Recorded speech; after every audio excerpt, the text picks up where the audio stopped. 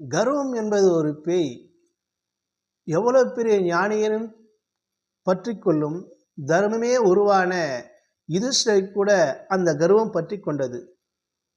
உள்ளுவார் உள்ளிருந்து எல்லாம் உடனிருந்து அறியும் கண்ணபிரானுக்கு இது அறிய வருகிறது. முளையிலேயே தர்மனின் கர்வத்தை கிள்ளி எறிய வேண்டும் என்பதற்காக பாதாள லோகம் அழைத்துச் செல்கிறார் தர்மனை. பாதாள லோகத்தில் இந்த வாமன அவதாரத்தின் போது 3 அடி நிலம் கேட்டு மாபலி சக்கரவர்த்தியிடம் கேட்கின்ற போது அவன் 3 அடி நிலத்திற்காக தன் தலையை கொடுக்கின்ற போது தலையை பாதத்தால் அழுத்துகின்ற போது பாதாள உலகம் செல்லுகின்றான். அங்கு அரசாட்சி செய்கிறான். அந்த அரசாட்சியில் வன்மையும் இல்லை, வறுமையும் இல்லை.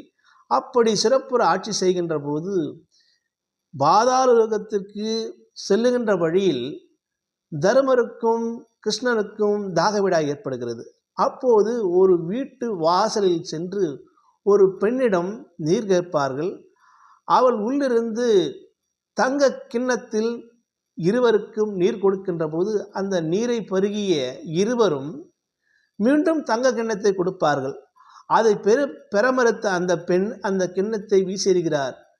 இதை அறிந்து உணர்ந்த தர்மன் கேட்கிறான், ஏனம்மா இந்த தங்க கிண்ணத்தை வீசி எறிகிறீ என்று கேட்கின்ற போது, நாங்கள் மாபலி ஆட்சியின் கொடையின் கீழ் நாங்கள் இருக்கிறோம். எங்கள் நாட்டில் வன்மையும் இல்லை, வறுமையும் இல்லை. அதனால் ஒருமுறை பயன்படுத்திய பொருளை நாங்கள் மறுமுறை பயன்படுத்துவதில்லை. அதனால் தான் வீசி எறிந்தோம். அதிர்ந்து போனான் இந்த தர்மன். ஏன் இப்படி சுபிட்சமான ஒரு நாடா என்று அறிந்து உணர்ந்து செல்லுகின்ற போது மாபலியின் அரண்மனையில் குள்ளே நுழைகிறார்கள். வீட்டிருக்கிறான். இருவருக்கு சிம்மாசனம் போட்டு அமர வைக்கிறான்.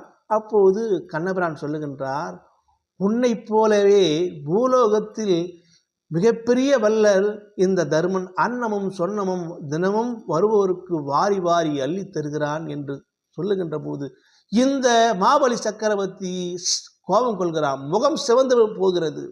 கொதித்தருகிறான். இப்படிப்பட்டவனா இங்கே அழைத்து வந்தா எதற்காக?